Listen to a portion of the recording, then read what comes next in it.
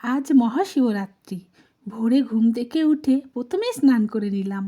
পরিষ্কার মন আর শরীর নিয়ে আজকের দিনটা শুরু করতে চেয়েছিলাম। স্নানের পর পায়ে আলতা পরলাম।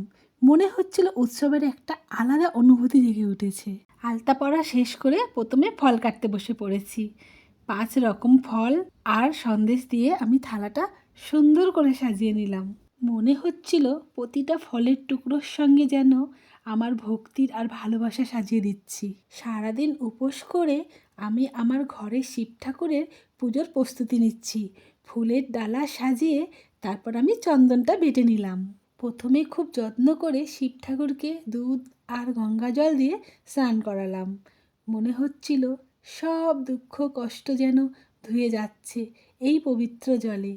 তারপর চন্দন আর সিঁদুরের টিকা পরিয়ে দিলাম ভক্তি ভরে। তারপর আকন্দ ফুলের মালা পরালাম আমার শিব ঠাকুরকে। নানা রকম ফুল দিয়ে আজ শিবকে সাজালাম। ছোট্ট ঘরটা যেন একেবারে মন্দির হয়ে উঠেছিল। চারিদিকে শুধু ফুলের গন্ধ আর ধূপের ধোঁয়ায় এক অপূর্ব পরিবেশ। তারপর প্রদীপ জ্বালিয়ে ঘণ্টা বাজাতে বাজাতে অনেকক্ষণ ধরে শিবকে আরতি করলাম। সেই আরতির আলো আর ঘণ্টার শব্দে চারিদিক ভরে উঠেছিল। মনে হচ্ছিল ভোলেনাথ নিজে আশীর্বাদ করছেন। সেই মুহূর্তটা ছিল একেবারে শান্তি আর ভক্তিতে ভরা।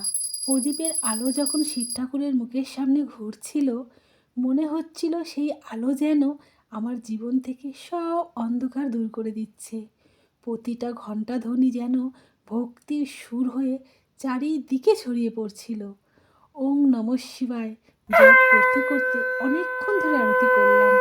সময় যেন থেমে গিয়েছিল সেই মুহূর্তে। শুধু প্রদীপের আলো, ঘণ্টা আর শঙ্খের শব্দ আর এক গভীর বিশ্বাস।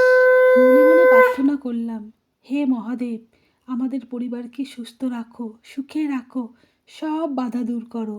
আরতি শেষ করে প্রদীপটা ঠাকুরের সামনে রেখে প্রণাম করলাম। সেই সময় মনে হচ্ছিল ভোলেনাথ সত্যি আশীর্বাদ করছেন। আজ শিবরাত্রি বলে ভাত খাওয়া হয় না, তাই পুজো শেষে নিজের হাতে বানালাম লুচি, ছোলার ডাল আর আলু কষা।